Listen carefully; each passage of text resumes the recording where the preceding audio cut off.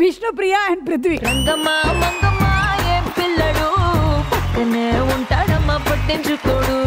గొల్లబావ వచ్చిన గోరు గెల్లుతుంటే పుల్ల చేమ కుట్టిన పెదవి సలుపుతుంటే ఉఫమ్మా ఉఫమ్మా అంటూ ఊదడు. ఉత్త మాటకైనా నన్ను ఊరుకోబెట్టడు.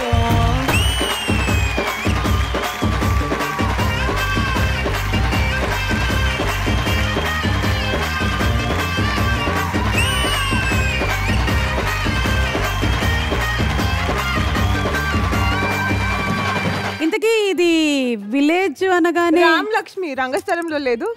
ఇలాంటి మాటలే పట్టుకుపోతాయి. రామలక్ష్మే కానీ రాంగ్ స్థలంలో ఉన్నట్టుంది. మీకు ఇంకా డౌట్ రాకపోతే నేను నడిచి చూపిస్తా చూడండి. ఏరు శనగ కోసం మట్టిని తవ్వితే ఏకంగా తగిలిన లంకే బిందేలాగా ఎంత చక్కగున్నావే లక్ష్మి ఎంత చక్కగున్నావే. ఎంత ఖర్చైనా పర్వాలేదు కానీ ఈ బిట్టు సమంత చూడకుండా చూసుకుందాం మనం. అమర్దీప్, సమంత ఎలా నడిచిందో ఒకసారి నడిచి చూపించు. రేగి పండు కొడుతుంటే ఇందాకటిదే చాలా బెటర్ గా ఉంది. బేసిక్ గా మాత్రం తిరగాలంటే నడుము ఉండాలి, అక్కడ లేదు. నాకు నడుము. Prithvi can you talk? నీ నడుము గురించి పృథ్వీ ఎందుకు చెప్తాడు?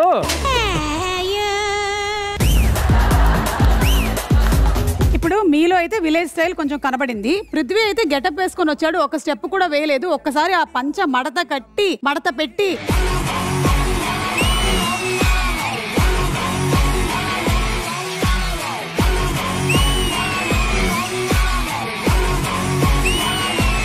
పల్లెటూరు అనగానే మీకు ఎలాంటి వంటకాలు గుర్తుకొస్తాయి? ఎక్కువ వెజిటేబుల్స్ గుర్తొస్తాయి. మరి అర్జున్ ని చూడగానే మీకు ఏ వెజిటబుల్ గుర్తొస్తుంది? వంకాయ. సరే, పృథ్వీని చూస్తే నీకేం వెజిటబుల్ గుర్తొస్తుంది? బెండకాయ. Why? Because he is my గుండెకాయ.